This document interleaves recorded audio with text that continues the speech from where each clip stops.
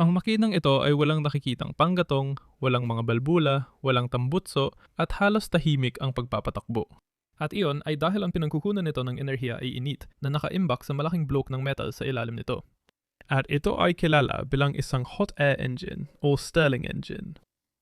Ang video na ito ay inisponsoran ng Ground News. Alamin ang higit pa mamaya.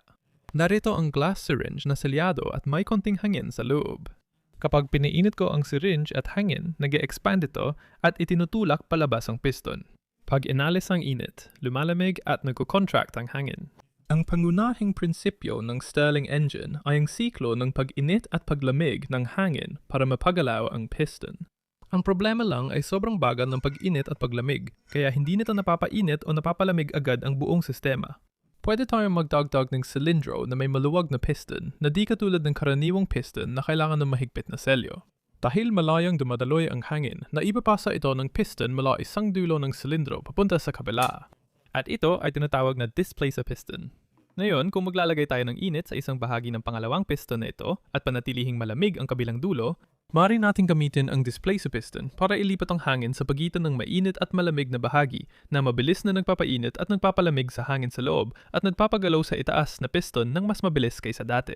Magagawa ito ng paulit-ulit basta't may mainit at malamig na bahagi. O kahit hanggang sa matunaw ang 3D printed na piston. Ngayon, ang displacer piston ay walang output power at konting lakas lang ang kailangan para igalaw na makikita kung papalitan ng mga ball bearing na ito. Kapag inihilig ko ang silindro, gumugulong ang ball bearing mula dulo sa kabila, nililipat ang hangin sa pagitan ng mainit at malamig na bahagi, kaya nag-expand at nagko-contract ito para itulak ang power piston na nasa itaas. Kung iko-connecta ang piston sa itaas sa crankshaft at gagamitin ang bahagi ng output power para igalaw ang displacer pabalik-balik, magkakaroon tayo ng makinang kayang tumakbo mag-isa. Sa katunayan, narito ang isang modelong makina na ganun mismo. Nilalagyan ang init ang salamin habang pinalalamig ng heatsink ang kabilang bahagi ng silindro. Habang gumagalaw ang displacer, umiinit at lumalamig ang hangin tapos dadaloy ito sa itaas na silindro para itulak ang power piston. Naglalabas ito ng lakas sa crank na nagpapagalaw sa displacer gamit ang mga gear at lumilika ng tuloy-tuloy na siklo. So now we need to figure out how we're going to use one of these Stirling engines to... Kailangan nating alamin kung paano gagamitin ang isa sa mga Stirling engine na ito para paandarin ang isang bisikleta. Nagsisimula ito sa malaking block ng metal at mahabang listahan ng gagawin. Kaunti lang ang lakas na ginagawa ng Stirling engine kumpara sa laki nila. Kaya para gumana ito sa bisikleta, kailangan natin ng pinakamalaking makinang kasya sa frame. Gayunpaman, hindi ito ang susunod na makinang pang superbike. Ay naku! Tinatarget ko na makakuha ng mga 100 hanggang 150 watts ng power output, nakatumbas ng halos 0.2 na horsepower, sapat lang para sana mapanatili ang cruising speed na mga 15 milya kada oras. Hindi madaling makuha ang ganung lakas sa Stirling engine. Iba't ibang salik ang nakakaapekto sa epesyensya nito, kabilang ang pagkakaiba ng temperatura ng mainit at malamig na bahagi. Gaano kabilis maililipat ang init papasok at palabas ng hangin, at kung gaano karaming hangin sa loob ng makina ang talagang gumagawa ng kapakipakinabang na trabaho. Ilan lang ito sa mga bagay na tumutukoy sa disenyo ng makina. Halimbawa, para mapanatiling malamig ang malamig na bahagi hanggat maaari. Nung una, naisip kong gamitin ang CPU heatsink ng computer dahil mura at malaki ang surface area nito. Pero napag-alaman ko na ang pagsubok na ilipat lahat ng init sa isang maliit na parisukat na bahagi na dinisenyo para sa CPU ay hindi praktikal. Kaya pinili kong gumamit ng internal water cooling na mas epektibo sa mabilis na paglabas ng init. Kapag sinusubukan natin makakuha ng 100 watts na output, kahit maliit na friction ay malaki ang epekto. Hindi madali kapag kailangan mo pa rin ng airtight na selyo sa piston at displacer shaft. Tapos na ang engine block, kaya pwede ko na itong ikabit sa bisikleta gamit ang temporaryong 3D printed bracket. Dahil water-cooled ang parte na ito, dapat kayanin ng print para sa test run. Ang malaking aluminum bracket ay ikinakabit sa likod ng makina para humawak sa mga crankshaft at kumapit sa frame ng bisikleta bilang dagdag suporta. Kinawa ko ang mga crank mula sa aluminium at nilagyan ng 3D printed pulley sa likod dahil belt ang gamit ko para pagdugtungin ang mga crank, hindi gears tulad sa modelong makina. Isang connecting rod na may press-fit bearings ang nag-uugnay sa crank at piston para maayos ang pag-ikot. Dahil ang displacer piston ay maluwag ang pagkakapasok sa silindro, ideally, dito dapat sumayad sa mga pader ng silindro. Kaya ikakabit ko ito sa isang stainless steel na rod At para siguraduhin hindi gumagalaw o nanginghinig ang rod na yon, gagamit ako ng mga linear bearing, yung parehong klase na makikita mo sa isang 3D printer. Pinapadali nito ang maayos at eksaktong galaw ng displacer rod, kaya nananatili sa gitna ang displacer habang gumagalaw. Sunod ay ang power piston na dinisenyo kong magaan at nakakabit sa isang steel rod gamit ang set screw. Para sa piston rings, gusto kong gumamit ng PTFE o Teflon dahil mababa ang friction nito kahit di ito springy. Gumawa ako ng mas maliliit na inner rings bilang tensioners para itulak ang PTFE palabas at makabuo ng mas magandang seal sa pader ng silindro. Nakaayos sa mga singsing sa piston at in-offset ko ng 100 at 80 degrees ang mga puwang para mabawasan ang blow-by. Kapag nasa silindro na, madulas at halos walang resistensya ang piston. Iko-connecta ang piston rod sa crank, ngunit dahil maikli ang piston, kailangan nito ng guide para manatili sa tuwid na linya. Iyan ang gamit ng backplate. Pero bago ikabit, kailangan munang gupitin ang mga gasket. Gumagamit ako ng 0.5mm silicone sheets na kayang tiisin ng init ng makina at magbigay ng maayos na selyo. Pagkatapos butasan para sa mga bolt, pwede ko nang i-clamp ang template na na-print sa 3D printer at i-trace ang palibot nito gamit ang kutsilyo at luwagan ng mga bolt. Magkakaroon na ako ng eksaktong gasket na akma sa makina kapag nakakabit na ang backplate at gasket. May konting pag-uga pa rin ang piston rod, kaya nagdagdag ako ng PTFE bushing na ikinabit gamit ang spacer para manatiling tuwid at maayos ang galaw nito. Ang susunod na hakbang ay i-connecta ang dalawang crank gamit ang timing pulley na mas pinili ko kaysa gears dahil mas madaling ikabit sa output shaft para paandarin ang likurang gulong. Nang makita kong umiikot na ito, napagtanto ko kung gaano karaming trabaho ang nilaan ko rito. Halos 2 buwan na akong nagkakalkula, nagdidisenyo at nagmamachin. Sobrang dami ng trabaho na inilaan ko rito. At nagsisimula na akong kabahan kung gagana ba talaga ito. Excited ako pero kinakabahan pa rin. Kaya ang kailangan gawin ngayon ay gawin ang displacer cylinder at piston. At pagkatapos ay pwede na natin itong subukan. Project planning to build a steam engine, but after Sa totoo lang, bala ko sanang gumawa ng steam engine sa proyektong ito. Pero sa pananaliksik ko, mas maganda pala ang Stirling engine. Mas tahimik, mas epesyente, at mas ligtas ang mga ito. Nang maintindihan ko kung paano sila gumagana, nagbago ang direksyon ng proyekto. Pinaalala nito sa akin ang halaga ng pagtingin sa mga bagay sa ibang perspektibo, na siyang layunin ng ground news. Inilalagay nila sa isang lugar ang mga kaugnay na artikulo mula sa iba't ibang bansa, pati konteksto ng political leaning at reliability ng source. Mabilis mong maikukumpara ang balita at makikita ang buong larawan. Itinatag ang ground news ng dating NASA engineer na si Harleen Kaur na nagtatrabaho sa James Webb Telescope. Bilang inhinyero, gusto kong malaman kung gaano katotoo ang isang bagay, pero dahil sa dami ng impormasyon ngayon, madaling malito. Tinanggal ng ground news ang kalituhan at tinulungan akong maintindihan ang nangyayari. Halimbawa, nang kinumpirma ng European Space Agency na may 20 kilometro ang lapad ng bagay na pumasok sa solar system natin, nakagaan ng loob na hindi ito papunta sa Earth. Dahil daan-daang sources ang nagbabalita ng parehong pangyayari, nabubuod ng ground AI feature ang mga ito sa maikling punto. Gusto ko ring mag-browse ng sources na mababa ang factuality para makita ang ibang anggulo na kung wala ang ground news, baka yun lang ang makita kong bersyon. Kinilala sila ng Nobel Peace Center dahil sa epekto nila sa media literacy.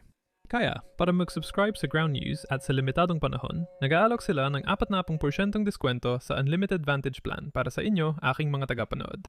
Sa pamamagitan ng pag-scan ng QR code na ito o pagpunta sa link na nasa description. Pumunta lang sa groundnews.com/Stanton para makuha ang alok. Ulitin ko, groundnews.com/Stanton. Bago ikabit ang displacer cylinder, kailangan ko munang ilagay ang platong ito bilang heat transfer surface sa pagitan ng water cooling system at hangin sa makina. Ang malaking surface area ng heatsink ay tumutulong agad magpalamig ng hangin habang umaandar ang makina. Ito rin ang top plate ng power cylinder at support na ito dumadaan ang mainit at nag-expand na hangin para itulak ang piston. Sa displacer, kailangan ko ng magaan at medyo resistant sa init na material. Bumili ako ng iba't ibang stainless steel na lalagyan at bote para malaman kung alin ang gagana. Nalaman kong wala sa mga ito ang akma sa standard diameter ng displacer ng Stirling engine, pero nakakita ako ng bote ng tubig na kasya sa 80mm diameter na silindro na may ilang milimetro lang na pagitan para makadaloy ang hangin sa paligid nito. Gumawa ako ng maliit na mounting plate para sa displacer at ikinabit ito sa steel rod gamit ang set screw. Pinutol ko ang ibabaw ng bote at nag-drill ng butas para ikabit ito sa bottom plate. Pag pinaikot mo ng kamay ang makina, makikita mong gumagalaw ang parehong piston habang umaandar ito. Pero ang displacer piston ay nauna sa power piston ng mga 90 degrees sa crank angle. Kailangan ko namang gawin ang display sa cylinder na gagawin kong dalawang bahagi. Ginawa ang malamig na bahagi mula sa aluminium gaya ng makina at nilagyan ko ng palikpik para tumulong sa paglamig. Ikinakabit ito sa pangunahing makina gamit ang gasket para magselyo at mag-insulate mula sa water cooling. Kung kulang ang palikpik sa air cooling, baka kailangan ko ring magdagdag ng water cooling. Pero ang mainit na bahagi ng silindro ay kailangan kayanin ang mas mataas na temperatura.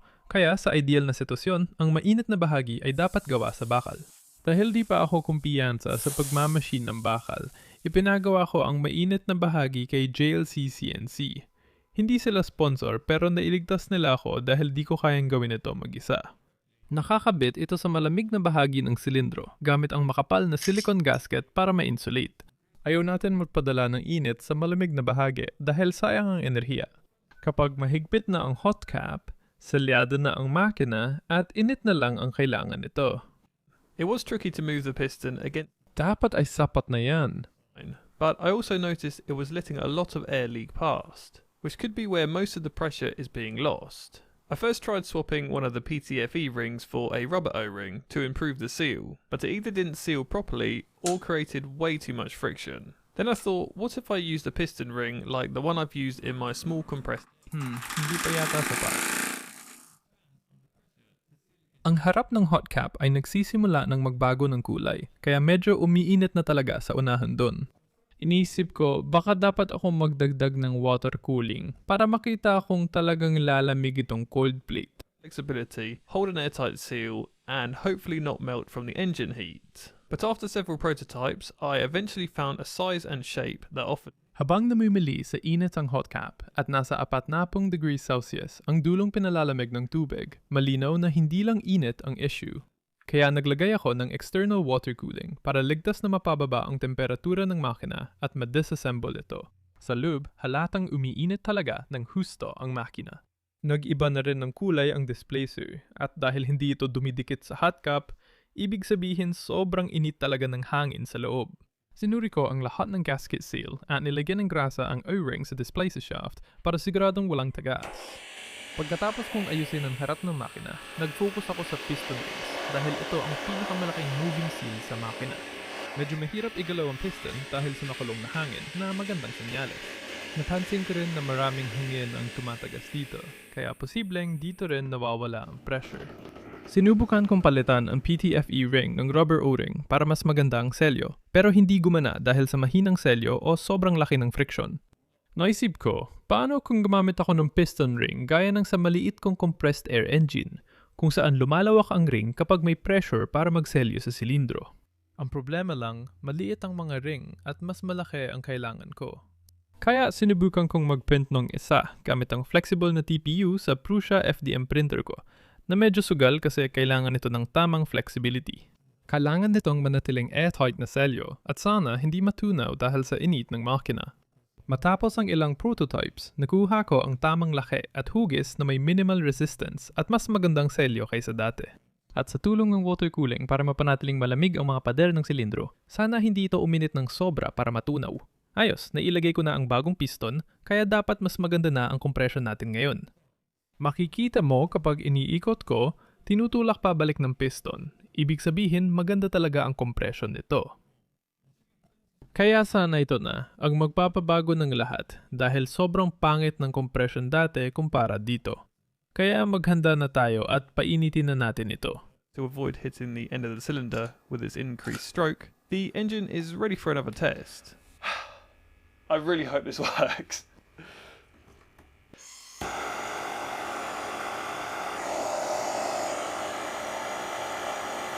Come on, come on.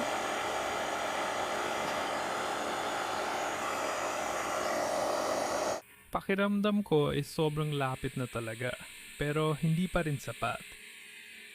Ibig sabihin, gumagana pa rin ang pag-expand. Hindi sapat ang galaw nito. Palamigin muna natin bago subukan ang iba pang paraan. Hindi ako sigurado sa susubukan ko, pero nang balikan ko ang mga footage, may napansin ako. Hindi talaga sapat ang galaw nito. Kung ang crank ay may 30mm na paggalaw, pero 14mm lang ang piston, maaring sobra ang pag-compress at pag-expand ng hangin na nagsasayang ng enerhiya kada ikot. Sa kasamaang palad, hanggang 25mm lang ng paggalaw ang kaya kong paikliin sa crank dahil sa laki ng shaft at bearing. Kung dadagdagan ko ang galaw ng displacer piston, posibleng mas maraming hangin ang malipat sa mainit at malamig na bahagi na maaring magpataas ng pressure difference at mapabuti ang expansion. Ang mga bagong crank ay 3D printed mula resin gamit ang Formlabs Form 4 at sapat na matibay para sa testing. Mas magaan sila kaysa aluminum crank. Hindi pa prioridad na yon ang balanse ng makina. Pagkatapos, lagyan ng bagong crank at pinaikling displacer para di tumama sa dulo ng silindro dahil sa mas mahabang stroke nito, handa na ulit ang makina sa testing. Talagang umasa akong gagana ito. Place a drive pulley to the rear wheel with a flywheel, as the original pulley ratio might have been too high, preventing the engine from gaining up. Sige na, sige na, sige na.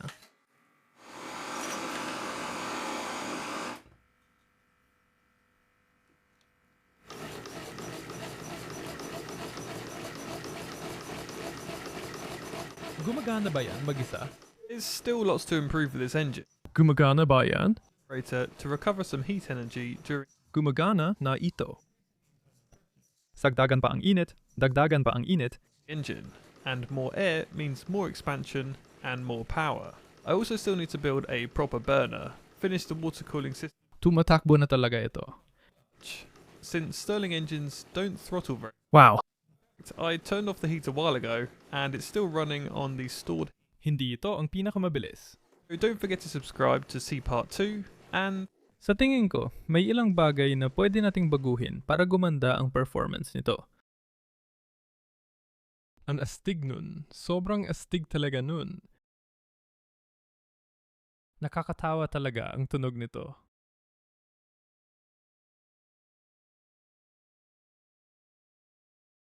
Habang sobrang saya ko na napagana ko na rin sa wakas ang makinang ito, hindi ko mapigilang subukan na pagandahin palalo ang takbo nito. Pinalitan ko ng mas manipis na timing belt kasi ang makapal ay mas maraming enerhiya ang nasasayang habang nababaluktot at muling tumituwid sa mga pulley. Pinalitan ko ang drive pulley ng flywheel papunta sa likurang gulong dahil maaring masyadong mataas ng original na pulley ratio kaya hindi makakuha ng RPM ang makina.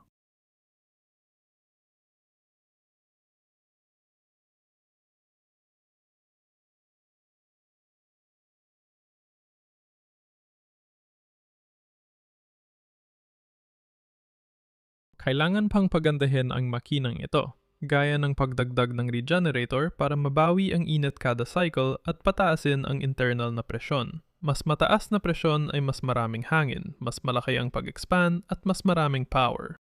Kailangan ko pang gumawa ng maayos na burner, tapusin ang water cooling system na may radiator, at magdisenyo ng clutch dahil hindi ganung mahusay ang pag-throttle sa mga Stirling engine. Pinatay ko na ang pinagmumulan ng init kanina, pero gumagana pa rin dahil sa natirang init sa bakal na hot cap. Huwag kalimutang mag-subscribe para mapanood ang part 2. Salamat sa panonood.